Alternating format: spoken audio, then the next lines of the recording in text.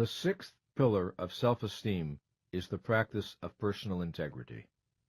As we mature and develop our own values and standards, or absorb them from others, the issue of personal integrity assumes increasing importance in our self-assessment. Integrity is the integration of ideals, convictions, standards, beliefs, and behavior. When our behavior is congruent with our professed values, when ideals and practice match, we have integrity. When we behave in ways that conflict with our judgment, we lose face in our own eyes. We respect ourselves less. If the policy becomes habitual, we trust ourselves less, or cease to trust ourselves at all. At the simplest level, personal integrity entails such questions as, am I honest, reliable, and trustworthy? Do I keep my promises? Do I do the things I say I admire, and avoid the things I say I deplore? Am I fair and just in my dealings with others? Integrity means congruence. Words and behavior match. There are people we know whom we trust, and others we do not. If we ask ourselves the reason, we will see that congruence is basic. We trust congruency and are suspicious of incongruency. Studies disclose that many people and organizations do not trust those above them. Why? Lack of congruence. Beautiful mission statements, unsupported by practice. Slogans about customer service on the walls, unmatched by the realities of daily business. In most organizations, however, there are men and women who others trust. Why? They keep their word. They honor their commitments. They don't just promise to stick up for their people, they do it. They don't just preach fairness, they practice it. They don't just counsel honesty and integrity, they live it. To understand why lapses of integrity are detrimental to self-esteem, consider what a lapse of integrity entails. If I act in contradiction to a moral value held by someone else but not by me, I may be right, or I might be wrong, but I cannot be faulted for having betrayed my convictions. If, however, I act against what I myself regard as right, then I act against my judgment. I betray my mind. Hypocrisy, by its very nature, is self-invalidating. It is mind rejecting itself. A default on integrity undermines me and contaminates my sense of self. It damages me as no external rebuke or rejection can damage me. I may give sermons on honesty to my children, yet lie to my friends and neighbors. I may become righteous and indignant when people do not keep their commitments to me, but I disregard my commitments to others.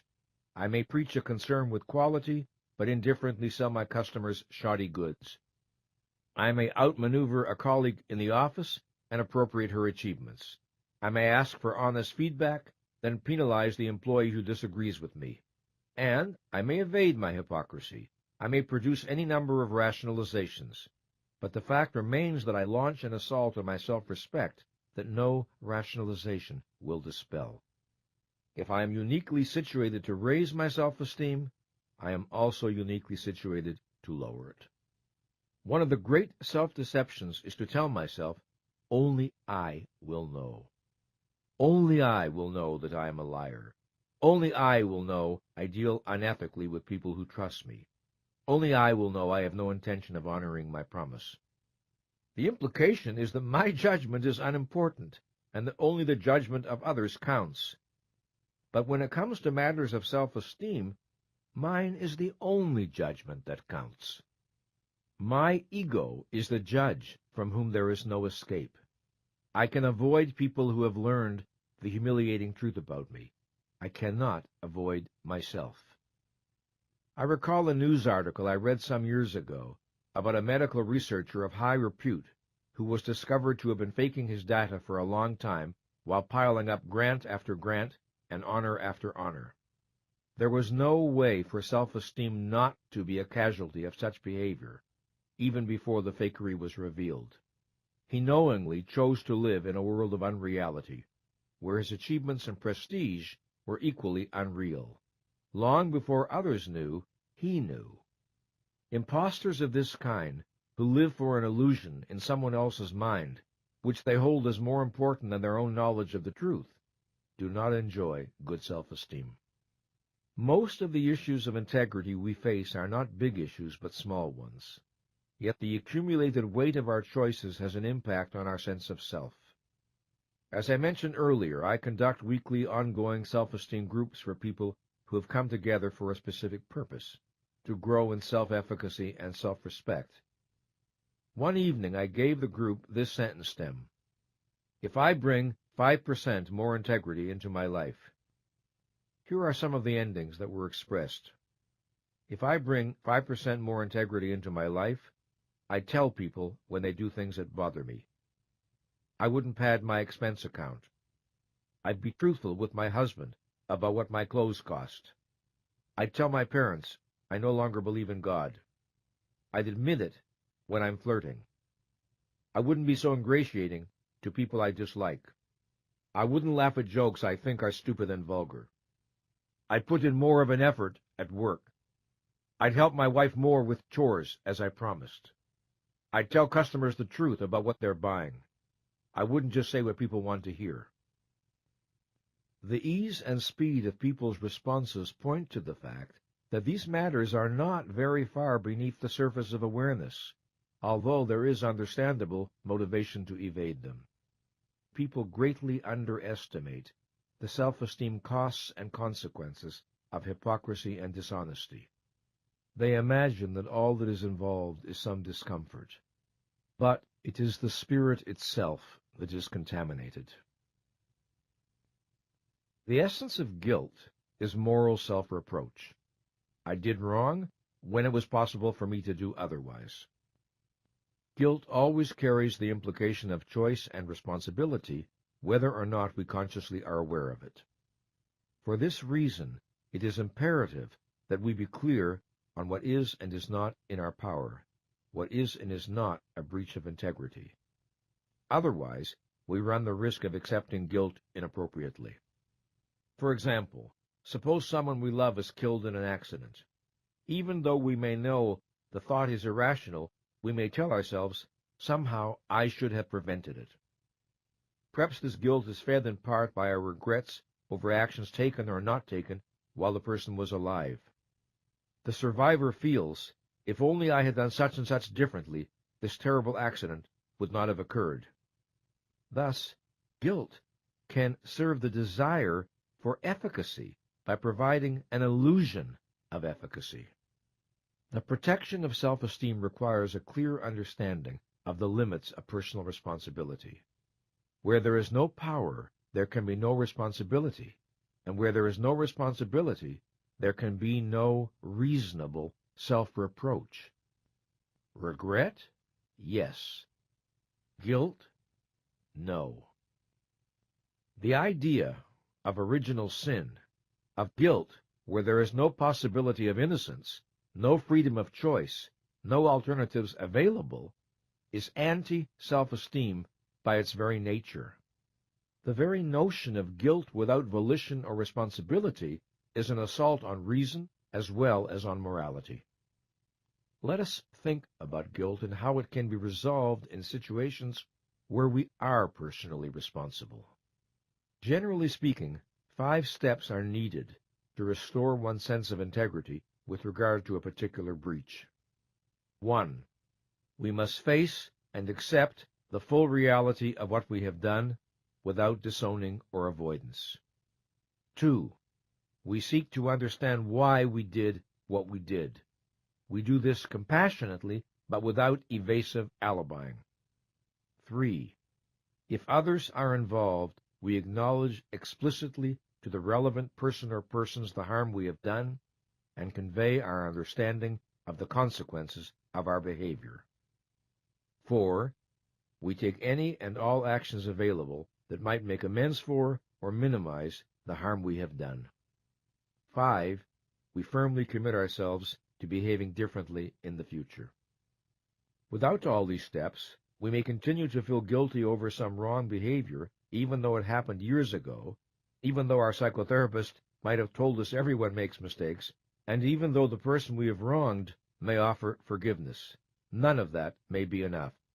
Self-esteem remains unsatisfied. Sometimes we try to make amends without ever owning or facing what we have done, or we keep saying, "I'm sorry," or we go out of our way to be nice to the person we have wronged without ever addressing a wrong explicitly, or we ignore the fact that there are specific actions we could take to undo the harm we have caused.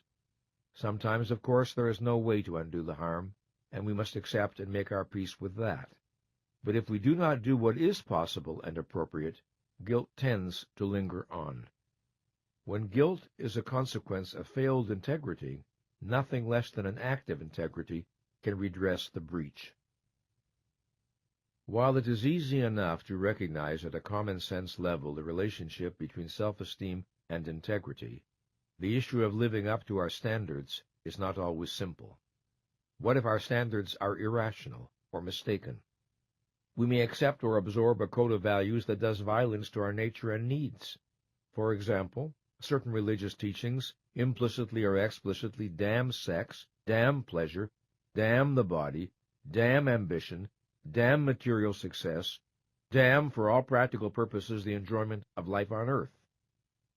If children are indoctrinated with these teachings, what will the practice of integrity mean in their lives? Some elements of quote-unquote hypocrisy may be all that keeps them alive. Once we see that living up to our standards appears to be leading us toward self-destruction, the time has come to question our standards rather than simply resigning ourselves to living without integrity. We must summon the courage to challenge some of our deepest assumptions concerning what we have been taught to regard as the good. One area in which integrity and living consciously clearly intersect is in the need to reflect on the values we have been taught, the shared assumptions of our family or culture, and the roles we may have been assigned. We need to question whether they fit our own perceptions and understanding, or whether they do violence to the deepest and best within us, to what is sometimes called our true nature. One of the penalties for living unconsciously is that of enduring unrewarding lives in the service of self-stultifying ends never examined or not chosen with awareness by the individuals involved. The higher the level of consciousness at which we operate, the more we live by explicit choice, and the more naturally does integrity follow as a consequence. Discussing the complexities of moral decision-making in a lecture, I was once asked what I thought of Joseph Campbell's counsel to, quote, follow your own bliss. Did I believe it was ethically appropriate? I answered that while I liked what I believed to be Campbell's basic intention, his statement could be dangerous if divorced from a rational context. I suggested this modification. Live consciously, take responsibility for your choices and actions, respect the rights of others, and follow your own bliss. I added that as a piece of moral advice, I loved the Spanish proverb, take what you want, said God, and pay for it. But of course, complex moral decisions cannot be made simply on the basis of statements such as these, helpful though they may sometimes be. A moral life requires serious reflection. I have said that moral decisions are not always easy, and that sometimes, rightly or wrongly, we experience our choices as agonizingly complex and difficult. To offer a personal example, many years ago I was married to a woman I was very attached to, but no longer loved. My romance with Ayn Rand was fading, but not officially terminated. Both relationships were painfully unresolved when I met and fell passionately in love with a third woman I would later marry, Patricia, who would die at the age of 37. For a long time, my mind was a chaos of conflicting loyalties, and I handled things very badly. I did not tell the truth to my wife or to Ayn as soon as I could have. Never mind the reasons. Reasons do not alter facts. It was a long road, but at its end was painfully acquired knowledge I had possessed at the beginning. That knowledge was that the truth had to be told, and that by procrastinating and delaying, I merely made the consequences for everyone more terrible. I succeeded in protecting no one, least of all myself. If part of my motive was to spare people I cared about, I inflicted a worse pain than they would otherwise have experienced. If part of my motive was to protect my self-esteem by avoiding a conflict between my values and loyalties, it was my self-esteem that I damaged. Lies do not work. If we examine our lives, we may notice that our practice of integrity exhibits inconsistencies. There are areas where we practice it more and areas where we practice it less. Rather than evade this fact, it is useful to explore it. It is worthwhile to consider what stands in the way of my practicing integrity in every area of my life. What would happen if I lived my values consistently? Here are sentence stems that can aid the process of exploration. Integrity to me means, if I bring 5% more integrity to my work, if I bring 5% more integrity to my personal relationships, if I am willing to look at the areas where I do not practice integrity. On the weekend, again work with this sentence stem. If any of what I have been writing this week is true, it might be helpful if you choose to bring a high level of awareness to what you produce. In doing these sentence stems, you may discover that living with greater integrity has become realizable. In a world where we regard ourselves and are regarded by others as accountable for our actions, the practice of integrity is relatively easier than in a world where the principle of personal accountability is absent. A culture of accountability tends to support our moral aspirations. The challenge for people today, and it is not an easy one, is to maintain high personal standards while feeling that one is living in a moral sewer. Grounds for such a feeling are to be found in the behavior of our public figures, the horror of so many world events, and in our so-called art and entertainment, so much of which celebrates depravity, cruelty, and mindless violence. All contribute to making the practice of personal integrity a lonely and even heroic undertaking. If integrity is a source of self-esteem, then it is also an expression of self-esteem. This leads to an important question. About all 6 pillars, it might be asked, to practice them, does one not need to already possess self-esteem? How then can they be the foundation of self-esteem? In answering, I must introduce what I call the principle of reciprocal causation. By this I mean that behaviors that generate good self-esteem are also expressions of good self-esteem. Living consciously is both a cause and an effect of self-efficacy and self-respect, and so is self-acceptance, self-responsibility, and all the other practices I describe. The more I live consciously, the more I trust my mind and respect my worth. And if I trust my mind and respect my worth, it feels natural to live consciously. The more I live with integrity, the more I enjoy good self-esteem.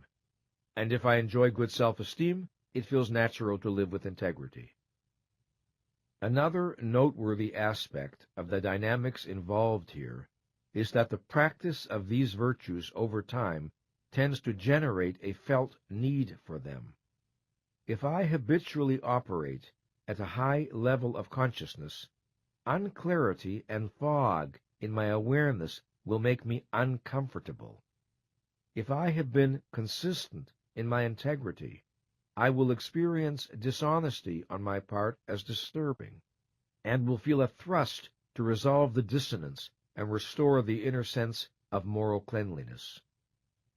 Once we understand the practices I have described, we have the power, at least to some extent, to choose them. The power to choose them is the power to raise the level of our self-esteem from whatever point we may be starting, and however difficult the project may be in the early stages. An analogy to physical exercise may be helpful. If we are in poor physical condition, exercise is typically difficult. As our condition improves, exercise becomes easier and more enjoyable. We begin where we are and build our strength from there. Raising self-esteem follows the same principle. These practices are ideals to guide us, and, this can hardly be overemphasized, they do not have to be lived perfectly 100% of the time in order to have a beneficent impact on our lives. Small improvements make a difference.